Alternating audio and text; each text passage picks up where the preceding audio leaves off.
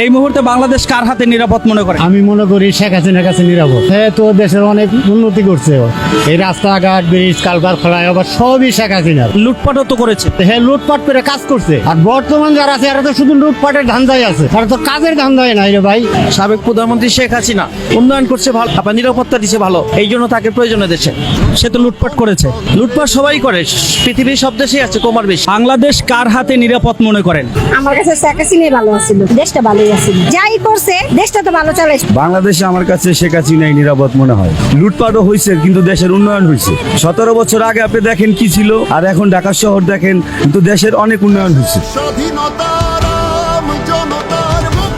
আওয়ামী লীগ সরকার তো ভালো খাইতে পারছে, আমাদের খাইতে পারতেছি না। আমরা শেখ হাসিনা হাতেই বাংলাদেশ নিরাপদ। কোনো বাংলাদেশ কার হাতে নিরাপদ মনে করে? শেখ হাসিনার কাছে।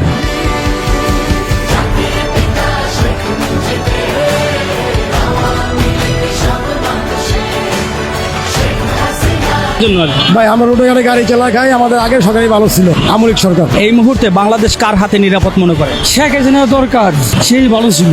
তার দল তো লুটপাট করেছে। কে বলছে এটা ভুয়া কথা? এখন নতুন বেশি হইতেছে। জয় বাংলা, শেখ হাসিনা দরকার। সুদকুর চাই না, সুদকুর ইনি হলো শীতকুর, ওরে চাই না।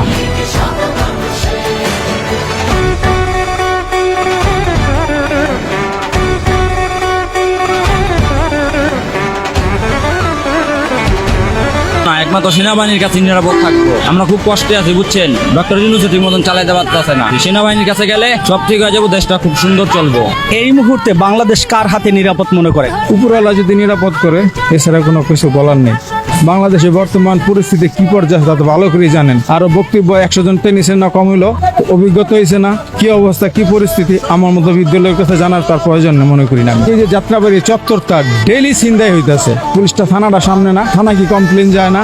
এগুলি নিরাপদ দেওয়ার দায়িত্ব কার? এগুলি টেকেল দেওয়ার দায়িত্ব কার? জনগণের।